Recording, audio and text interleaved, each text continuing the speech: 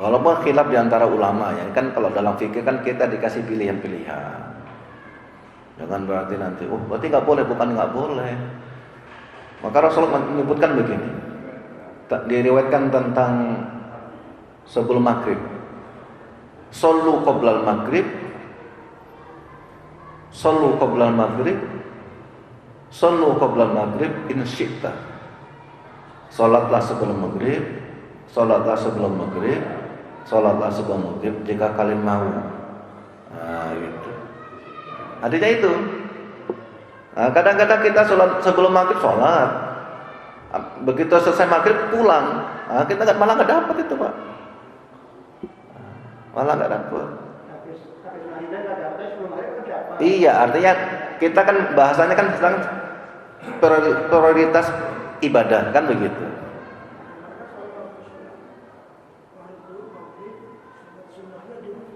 Hah? Sholat di mana? Sholatnya di rumah. Oh, lain lagi bahasanya. Kemudian ada 2 sholat sunnah yang tidak pernah Rasul tinggalkan, baik di safar apalagi ketika mukim. 2 rakaat sebelum subuh dengan sholat witir. Itu jangankan musafir, jangankan mukim, musafirnya tetap dikerjain. 2 rakaat itu kan kita kan bahasanya kan fikih prioritas. Sama ada beberapa ulama itu membujang, karena dia pikir kalau saya nikah, saya nanti terganggu belajar saya karena saya untuk umat. Hanya beberapa ulama disebutkan itu membujang, bukan membujang nggak mau nikah tapi nantilah nulis dulu lah, nanti dulu. Akhirnya sampai meninggal nggak menikah Imam Nawawi itu, karena dia berpikir kalau saya belajar ini manfaatnya lebih banyak. Menuntut ilmu, bikin kitab, nanti yang baca. Kalau saya nikah saya takut nanti baru ngisi taklim atau lagi nulis, lagi belajar. Pak, pulang Pak, pasang gas. Itu Imam Nawawi gitu. Kalau yang lain-lain, ada bapak-bapak masih bujang atau sudah kembali bujang? Kembali bujang ya? Jangan lupa doanya.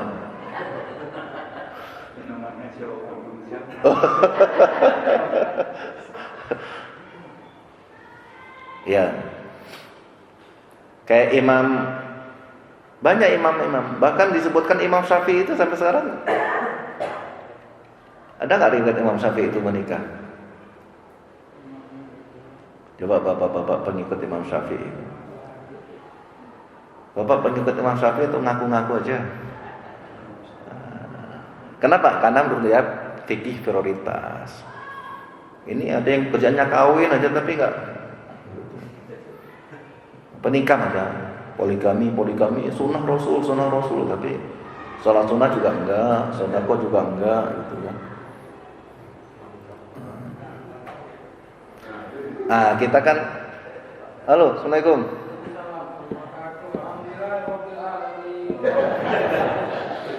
Emang, iya. Baik, jadi kita kalau makanya ya boleh Anda mau sholat. Jadi jangan sampai Anda ngambil ibadah yang biasa meninggalkan ibadah yang lebih afdol. Contoh, ya kayak yasinan kan hanya boleh. Jangan sampai nanti meninggalkan yang lebih afdol daripada yasinan gitu. Sholat isya di masjid berjamaah gitu. Ya nggak apa-apa. Tapi jangan sampai meninggalkan yang lebih afdol. Kalau anak kos gimana Pak? Ya udah anak kos. Kemudian bapak-bapak disebutkan dalam hadis. Nah, kita kan bicara tentang al-iqtisad, ya, sederhana dalam ibadah. Kayak saya tadi ditanya sama bapak-bapak, Ustaz, amalan apa yang utama sebelum sholat Jumat? Lebih bagus baca Quran atau lebih bagus baca sholawat? Ya tentu baca Quran lebih afdol. Cuman kan baca Quran harus baca, gitu, harus baca. Nanti jadi alasan, Bapak kok nggak baca Quran, nggak bawa kacamata? Qurannya lain main di rumah, nah gitu kan. Mungkin yang itu yang di rumah Qurannya kertas zaman dulu itu ya. Nah ini harokatnya beda hurufnya gimana gitu ya. Sholawat, tapi jangan sampai nanti sholawatnya bukan sholawat yang masru. Kan sholawat yang dihitung ibadah itu sholawat yang kita baca dalam sholat itu Pak. Bukan sholawat yang kita hanya bersandung-senandung kalau kita nunggu imam sholat gitu. Itu kan sholawat budaya aja. Bagus ya bagus, cuman tidak terhitung sebagai ibadah. Gitu. Ada sholawat nariyah, ya bagus. Tapi kalau bapak baca sholawat nariyah dalam sholat, Allahumma sholli ala sholatan kamilatan daimatan gitu ya. Nah, itu dalam sholat sah nggak? Nggak bisa. Gitu ya. Kemudian bapak-bapak disebutkan dalam hadis An Ibnu Mas'ud radhiyallahu anhu anna an-nabiy sallallahu alaihi wasallam qala halakal mutanatti'un. 3 kali diucapkan halakal mutanatti'un, halakal mutanatti'un 3 kali. Rawah Muslim. Maksudnya binasalah orang-orang yang mutanatti'un itu terlalu dalam bahasanya. Jadi kadang-kadang enggak penting-penting amat, terlalu ketat ya. Malah nyusahin Pak. Contoh dulu berlebih-lebihan dalam beragama, itu juga nggak boleh. Contohnya gini, kalau dikasih perintah kerjain aja, jangan mikir ditanya-tanya terus. Dulu Nabi Musa mendapatkan wahyu tentang problem orang yang dibunuh. Dia punya warisan banyak. Yang kisah Bani Israel itu ya, tentang penamaan surat Al-Baqarah itu Pak. Akhirnya orang pada rebutan warisannya. Kalau mau ini, udah kamu sembelih sapi. Bani Israel nanya lagi, sapinya kayak mana? Gitu kan. Semakin dijelaskan semakin rumit Pak. Sama kayak kita mahasiswa gini, coba jelaskan dalil tentang wajibnya sholat dalam Al-Quran.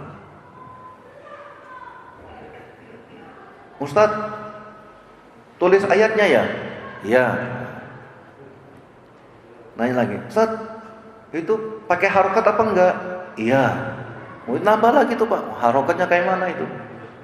Nanya lagi, Ustaz pakai terjemahnya enggak? Iya. Semakin ditanya semakin itu mutanatti'un Pak. Semakin nanya lagi semakin rumit. Nanti dengan tafsirnya enggak? Iya. Wah itu semakin nanya gitu. Berlebih-lebihan. Iya.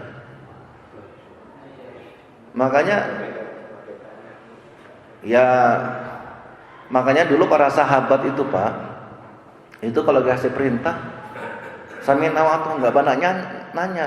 Mau nanya itu agak segen. Tapi begitu ada orang Baduy kan kalau nanya basing-basing gitu ya. Jadi kalau orang Baduy itu datang ke Masjid Rasul, itu sahabat mudah-mudahan dia tanya. Nah gitu. Iya. Sampai ada orang sahabat Rasul itu, Rasul baru dikasih hadiah sorban, kain untuk. Kemudian dia bilang, alangkah indahnya sorban ini ya Rasul, katanya. Sekiranya gitu kan, baru ngomong sekiranya gitu, langsung dilepas, dilipat, kasihin itu, kasihin itu. Oh sahabat yang ngasih kesel lah. Ya Allah, sekiranya yang dipijat itu, ya Allah.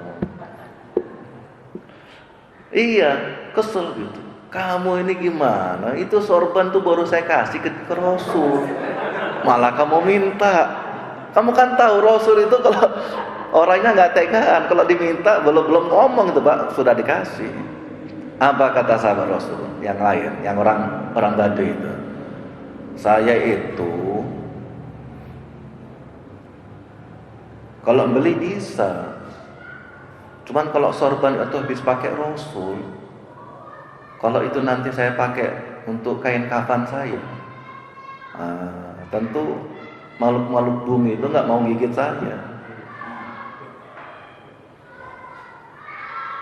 Iyalah, kenapa? Karena sorbannya pernah dipakai Rasul. Jadi ternyata para sahabat tuh mikir-mikir juga, nanti kalau saya mati pakai apa nih kira-kira yang kira-kira bisa menyelamatkan saya. Ini bapak-bapak sudah punya kain kafan belum nih?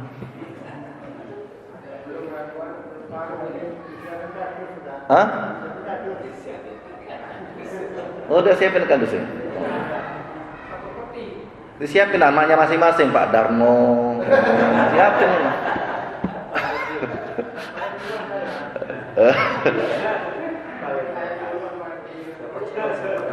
Hah? Iya. Model-modelnya. Jadi, itu Pak. Jadi, ya kalau kita nanya agama itu ya nanya yang kira-kira bermanfaat dengan kita.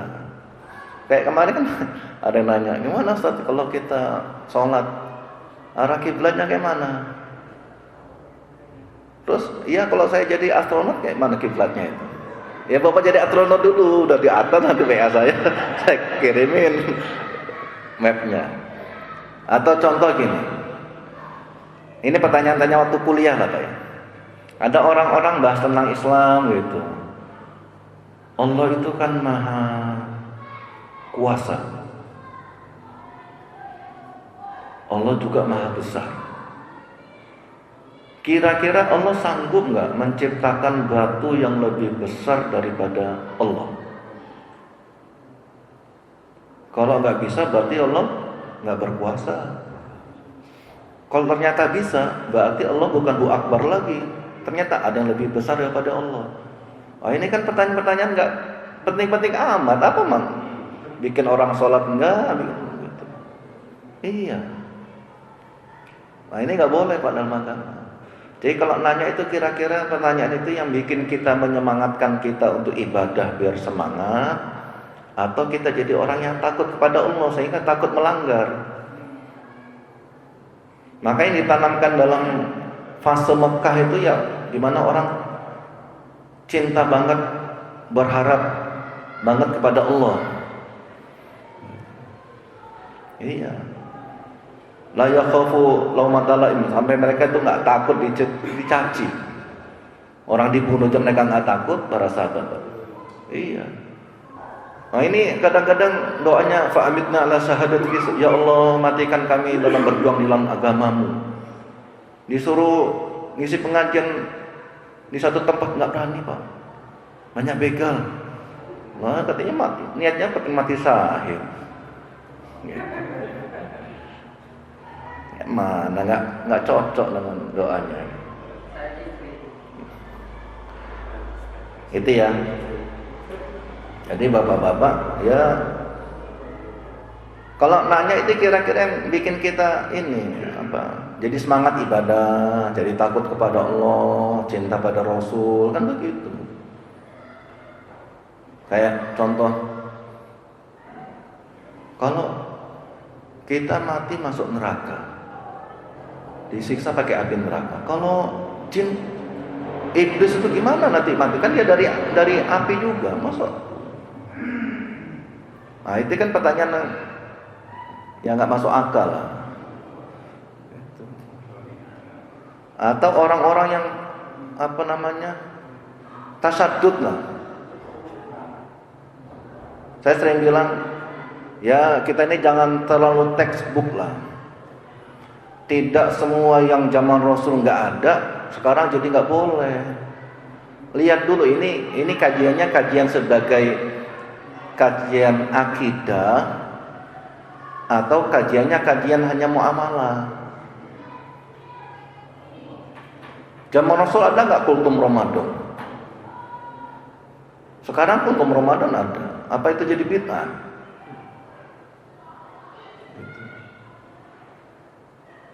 Zaman Rasul ada nggak apa namanya? Ya Allah, ini saya ini sambil mikir, habis ini mau Zoom, mau presentasi makalah gitu. Oke, terus. Itu ya, bapak-bapak. Nah, jadi nggak boleh apa namanya? Ya, ngenteng-ngentengin masalah juga nggak boleh, ya. Terlalu berlebihan mendalam dalam masalah juga nggak boleh. Ya. Kadang-kadang saya mikir gini Pak, ketika kuliah ini, kita tahu maksudnya nanti akhirnya kesini tahu gitu. Cuman kan kalau di S3 ini bahasanya gimana cara apa? Terlalu banyak teori untuk penulisan. Hasilnya tahu kita, hasilnya begini. Kayaknya nggak ada teori-teori baru gitu, nggak ada. Cuman gimana caranya biar orang S3 itu kelihatan pinter gitu aja. Iya. Saya lihat teman-teman tuh yang kuliah itu juga kayaknya orang biasa-biasa aja gitu. Cuman pintar ngomong gitu aja Pak. Tapi penting juga. Oh, ternyata untuk ngeles-ngeles itu pintar juga lah. Gitu. Baik, berikutnya disebutkan An Abi Hurairah radhiyallahu anhu anin Nabi sallallahu alaihi wasallam. Nah, ini Bapak lupa ya, kalau disebutkan nama Nabi itu bersolawat. Bapak kepingin dapat apa namanya dapat syafaat tapi pelit gitu. Ulang lagi kita tes ya. Anin Nabi sallallahu alaihi wasallam qala. Nah, minimal sekali lah. Inna dina yusrun walan yashadud din illa ghalaba. Sesungguhnya agama itu mudah.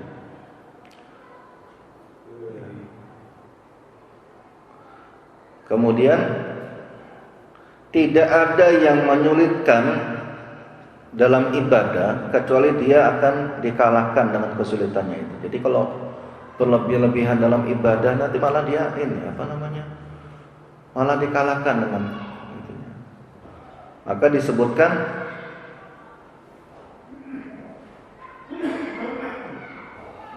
wasaddidu wa qaribu wa abshiru. Maksudnya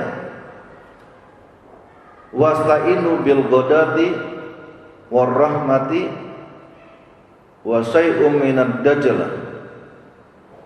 Rawahu al-Bukhari. Disebutkan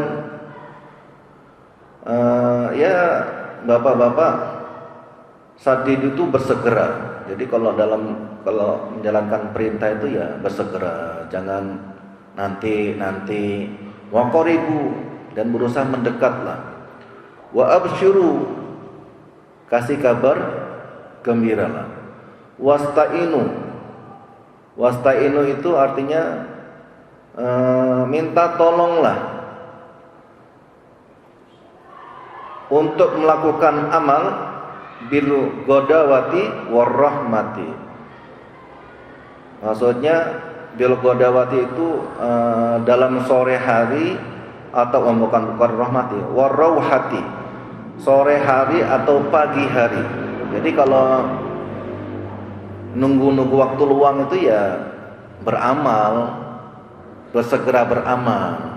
Jangan kayak orang-orang sekarang, apa namanya, ya nanti aja lah, baca Qurannya besok aja lah.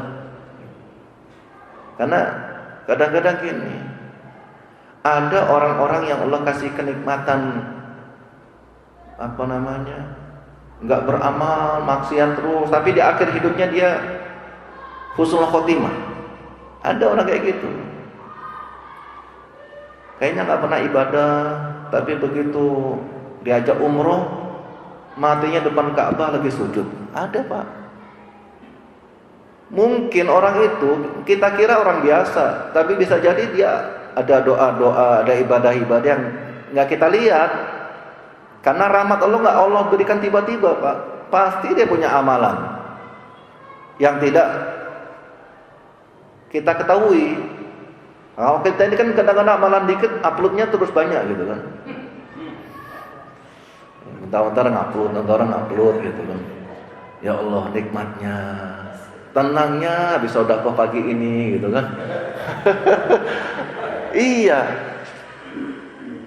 Makanya bapak-bapak, sebenarnya Allah itu inginkan kepada kita tuh nggak boleh sombong dengan amal.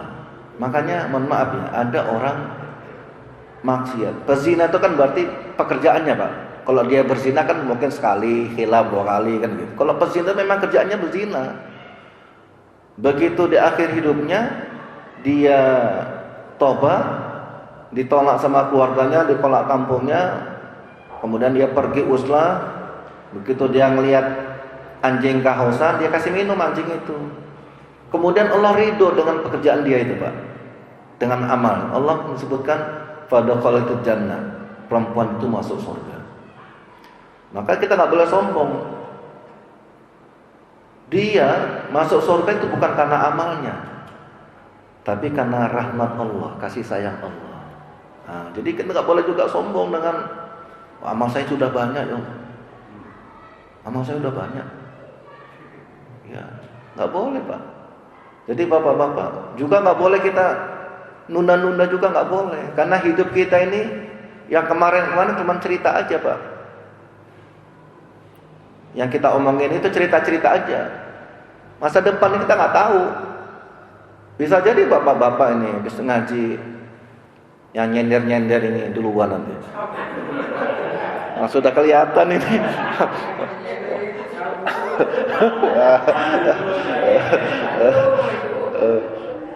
Iya.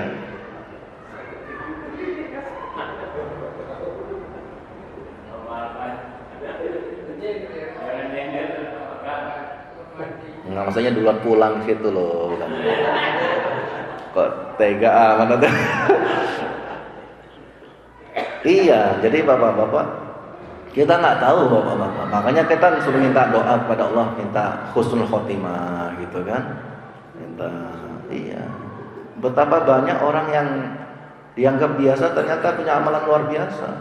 Kita nggak lihat aja.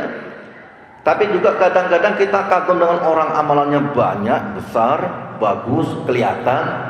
Tapi di akhir hidupnya su'ul khotimah banyak. Makanya dalam hadis itu disebutkan ada orang jarak antara dirinya dengan surga itu 1 hasta. Sangat dekat, Pak. Maka penduduk langit itu sudah ngomong, ini ahli surga nih. Dalam riwayatnya itu Allah menyebutkan, enggak, dia ahli neraka. Ini ibadahnya banyak ya Allah. Ahli neraka dia. Sampai disebutkan jarak antara dirinya dengan surga itu 1 hasta, dekat banget, Pak. Tapi di akhir hidupnya dia melakukan perbuatan ahli neraka, masuk neraka. Kemudian kita mikir, di mana keadilan Allah? Di mana orang dia amalannya banyak kok masuk neraka? Seolah-olah amalannya banyak, tapi tidak termasuk amal. Kenapa? Karena amalannya bisa jadi tidak ditujukan kepada Allah. Mungkin karena dunia atau karena yang lainnya. Makanya bapak-bapak penting bagi kita ini hatinya hati yang salim, qalbun salim. Jadi tidak menghadap kepada Allah kecuali hati kita jadi hati yang bersih. Itu ya bapak-bapak ya. Jadi amal penting, tapi rahmat Allah itu lebih penting daripada amal. Makanya nggak boleh sombong dengan amal. Makanya jangan lantang kita ini bentar-bentar bid'ah, nyalain orang itu jangan. Dan bukan sifatnya ulama atau bukan sifat orang soleh itu yang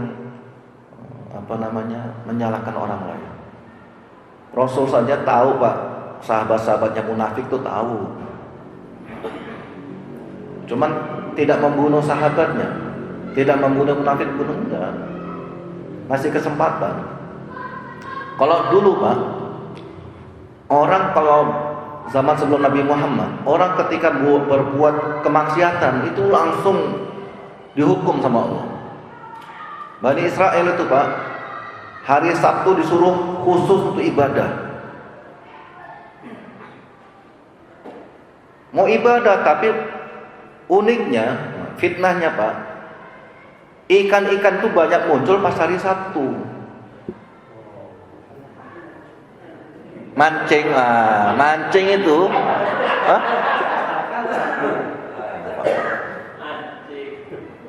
kalau mancing hari Sabtu tuh ternyata banyak. Akhirnya kan ada yang nggak peduli, mancing aja. Ada yang pinter, malam Sabtu pasang teger, pasang jaring. Sabtu ibadah.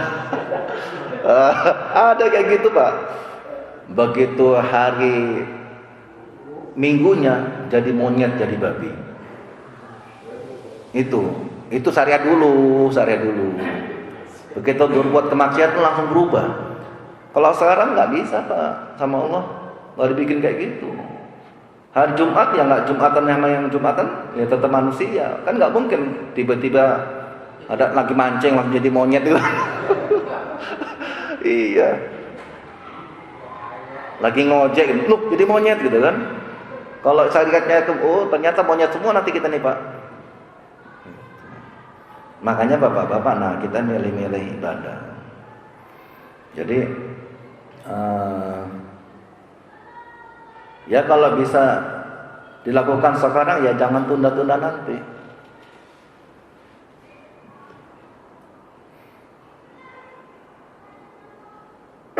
Dulu disebutkan ada sahabiah itu kalau ke masjid sering ngantuan. Kalau ibadah mungkin karena capeknya dia dengan pekerjaannya. Kalau sholat tuh sering ngantuan. Akhirnya dia pasang tali Pak. Tali itu dipasang, diikat gitu. Rasul nanya, apa ini? Ini tali punya si fulana. Untuk apa? Dia kalau sholat talinya taruh di ini. Jadi kalau ngantuk kan masih bisa nyandar. Gitu. Biar nggak ngantuk. Nggak boleh juga Pak. Jadi kalau kita ngantuk suruh tidur. Atau sholatnya ditunda dulu sebentar. Karena kan sholat kan waktunya kan agak panjang. Kecuali sholat Jumat itu kan waktunya terbatas. Kalau sholat zuhur kan panjang waktu, ada pilihan-pilihan. Jam 12 kurang, bisa jam 12.15, jam setengah 1, bisa kan. Kalau sholat Jumat kan nggak bisa. Makanya juga bagi para khotib ya, bapak-bapak harus ngasih kemudahan kepada para jamaah. Kalau jamaahnya sudah mulai ngantuk ya dipersingkat sholat khutbahnya. Ini khutbahnya panjang banget gitu. Bingung nyimpulinya. Tagnya masih banyak ini gitu. Iya, kalau jamaahnya sudah ngantuk ya udah cepat selesai. Kan Rasulullah itu disebutkan gini. Kalau memberikan nasihat itu nggak panjang-panjang, Pak. Kalau sekarang kan panjang-panjang gitu. Saya pernah dicadain sama ini, ada teman, Ustaz, kalau khutbah jangan panjang-panjang, Ustaz. Kenapa emang? Kan amplopnya sudah di list, nggak mungkin ditambahin nggak Ustaz kalau panjang. Oh gitu ya, iya Ustaz. Dari lim gitu kan. Makanya ada Pak Slamet tahu Pak Herton nggak? Nah, saya waktu itu khutbah lupa nggak diingetin. Hanya dia khutbah di pasar pasar sentral itu. Bacalah buku sepanjang masa itu, khutbah sepanjang masa, ambil, langsung baca aja waktu khutbah, nggak baca-baca sebelumnya gitu, nyari dulu langsung baca aja. Zamannya pada tidur kan, baru baca dapat 2 lembar, ternyata halaman berikutnya nggak nyambung karena hilang. Ini mana lagi bahasa? Tapi keceplosan, halaman berikutnya hilang. Barakallahu lakum fil Qur'anil azim. Jamaahnya nggak ada yang protes karena pada tidur kan. Salah saja, salah. Asal yang penting pesan takwanya ada, sholawatnya ada, sebelumnya syahadat aja udah cukup. Jadi makanya ada kaidah, khairul kalam madalla wa qalla. Sebaik-baiknya pembicaraan itu yang dia langsung menjurus dan sedikit, nggak banyak-banyak. Monggo, mungkin kalau ada pertanyaan silakan. Monggo silakan.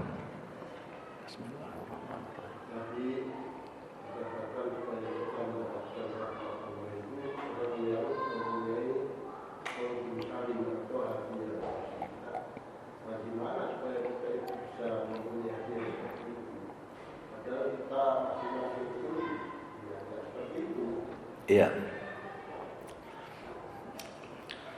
Kayaknya pertemuan yang kapan tuh sudah disampaikan ya. Ada 5 hal yang untuk biar kita hatinya bersih. Yang pertama salah satunya disebutkan beribadah itu atas dasarnya ilmu. Ya, berilmu. Kemudian niat ibadah itu karena Allah. Jadi jangan sampai kita punya niatan-niatan lain selain kepada Allah. Kemudian juga disebutkan untuk jaga hati kita biar bersih, ya kita banyak dekat-dekat dengan orang-orang yang jujur dalam beragama. Kemudian juga agar hati kita bersih itu adalah kita banyak melihat pada mushaf Quran. Ini kadang-kadang bapak-bapak baca Quran lewat HP, ya boleh. Tapi pahalanya lebih besar baca Quran langsung pada mushafnya.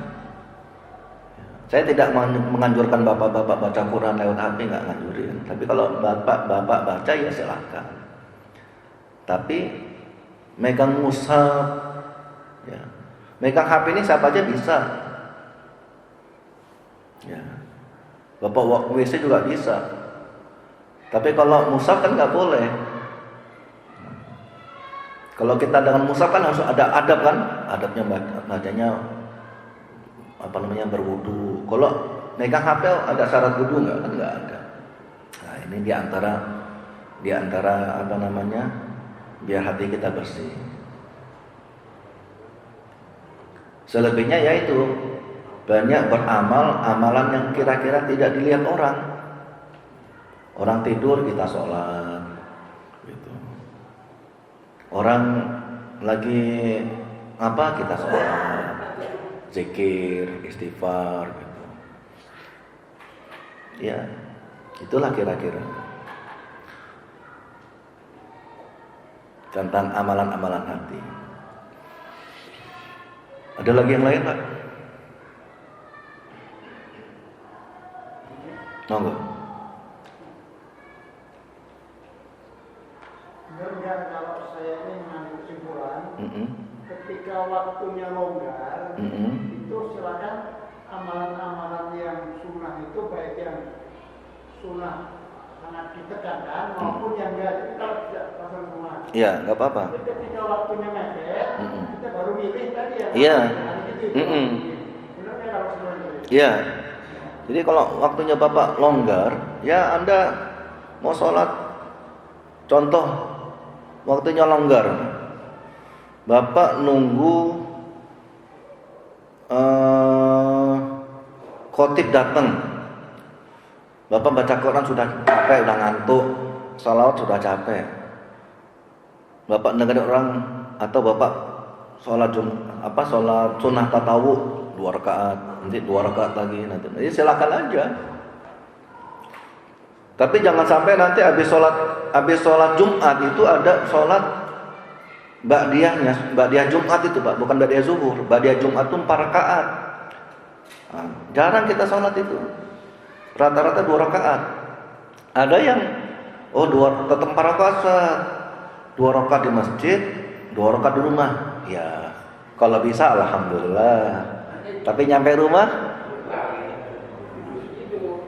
nyeruit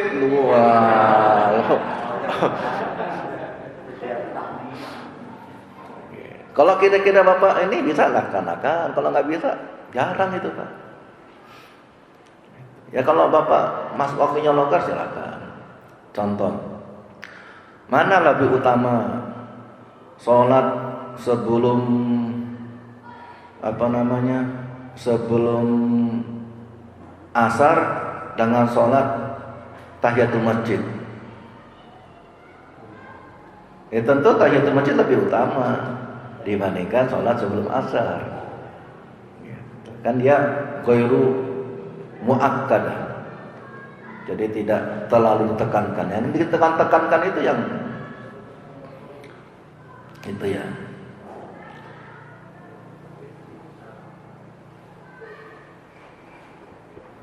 Ada lagi Pak? Monggo. Ya, silakan.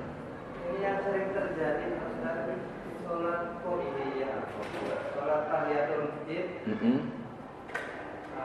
sudah mau masuk maghrib. Sedangkan waktu matahari terbenam nggak boleh sholat. Terus kita nilainya gimana? Karena kita baru 1 rakaat sudah naik azan ya. Ya. Sholat tahiyatul masjid ketika di waktu-waktu yang ada larangan sholat sunnah. Jadi ini khilaf di antara ulama. Jadi ada yang berdasarkan hadis larangan sholat di waktu-waktu itu, maka dia nggak sholat.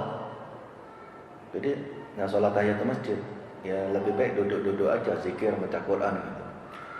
Tapi karena mazhab lain mengatakan itu kalau kita tidak punya alasan sholat. Kalau kita punya alasan sholat, contoh sholat jenazah, kan ada alasannya, kan? Sholat jenazah, atau kita sholat mampir ke masjid, memang kencing gitu ya, kencingnya bukan di masjid tapi di WC masjid. Nah, tapi kan waduh, maksud datang masjid cuma kencing, kan masjid dibangun bukan untuk kencing gitu. Nah, maka dia sholat. Ada alasannya. Atau saya sudah wudu, sudah masuk masjid. Ya ada alasan sholat tahiyatul masjid nggak apa-apa. Gitu. Mana lebih utama Ustaz? Kita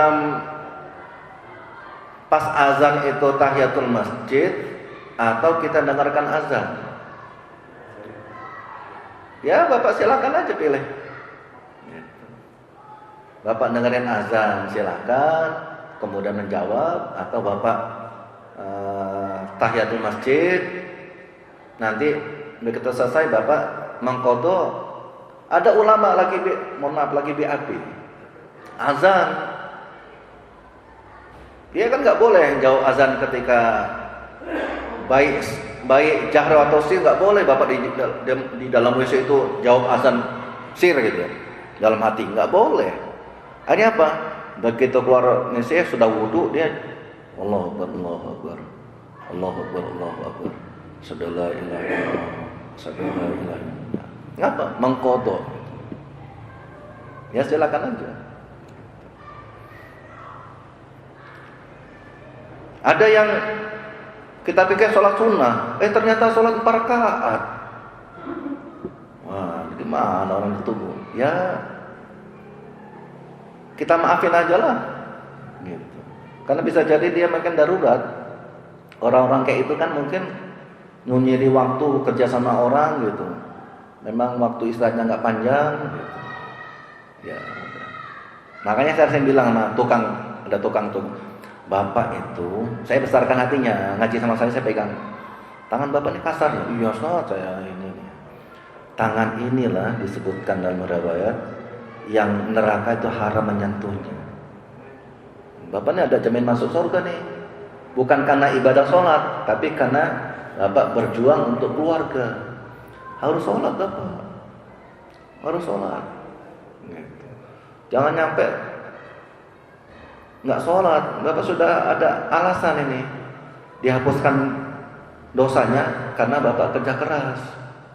Apa contohnya? Tangannya kapalan. Pak Darmo jangan gini-gini nanti biar.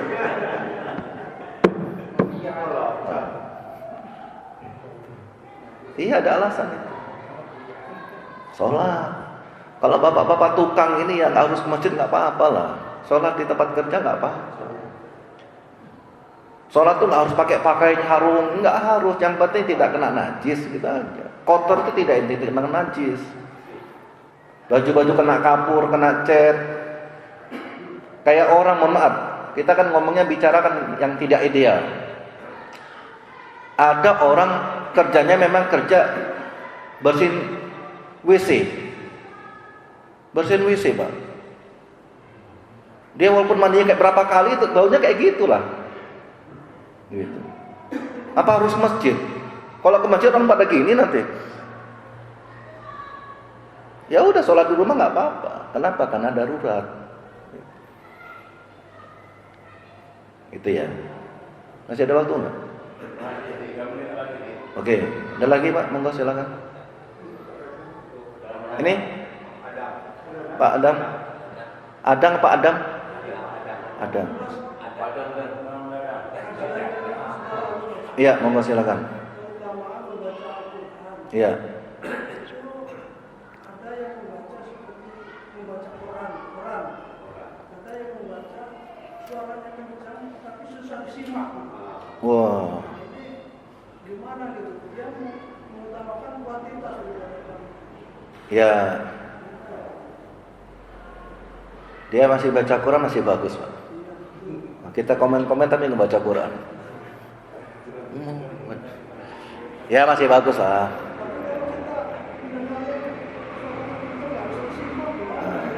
Ya kita suruh baca Quran juga. Biar ngalahin suara dia gitu.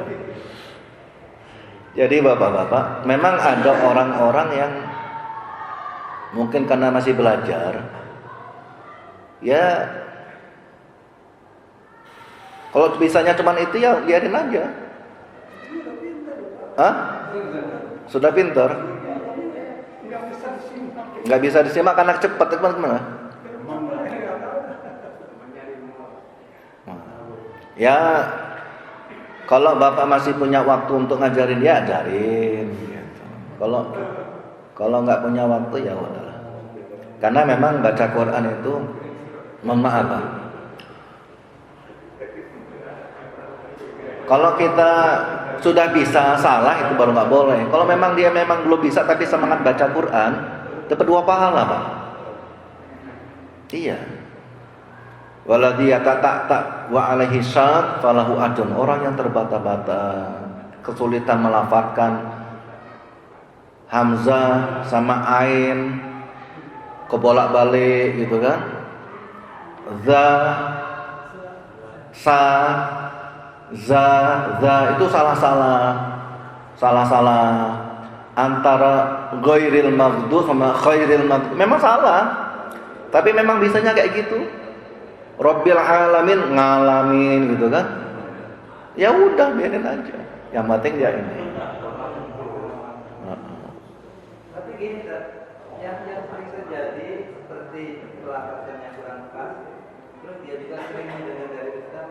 Nah, kalau bahasanya nggak benar, artinya bisa berarti terus kalau nggak jadi baca aja dah. Nah, bacanya yang seperti itu. Ya enggak, harus baca lah.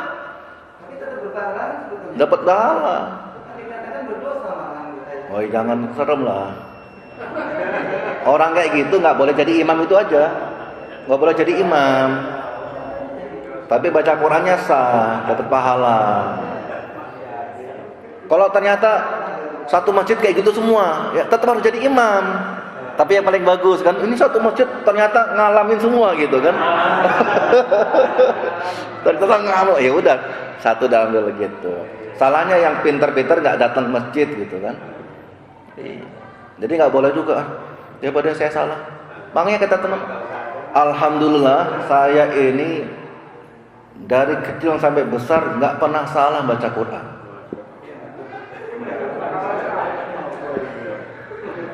Karena dia nggak pernah baca Quran. Nah, juga nggak boleh. Ini akhir-akhir. Jadi ya yang belum bisa belajar, yang bisa kalau dia punya waktu ajarin. Gitu. Jangan, nggak boleh juga kita nyalain orang tapi nggak ngasih solusi. Bapak salah, Bapak ada waktu nggak? Aduh saya sibuk. Gitu. Nggak boleh. Ya harus kasih ngomong. Kalau Bapak sudah menyalahkan orang harus kasih solusi. Itu kira-kira. Ya Pak ya. Nah, ya ngasih tahu juga jangan depan orang. Itu di Masjid Kalibening ada. Orang itu sebelum sholat pasti dia baca Quran. Ada yang protes. Bapak ini ngasih salah baca Quran ya, nggak usah pakai mic lah. Gitu. Nggak ke masjid ini Pak.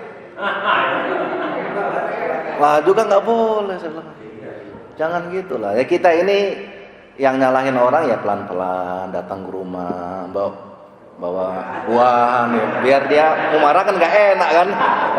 Iya sudah makan usah marahin nggak enak gitu. Iya apa ngasih minyak wangi atau apa gitu. Iya saya mau marah-marah yang kalau ngaji jarang-jarang kan bisa aja, cuman dia sudah ngasih durian kan nggak enak gitu.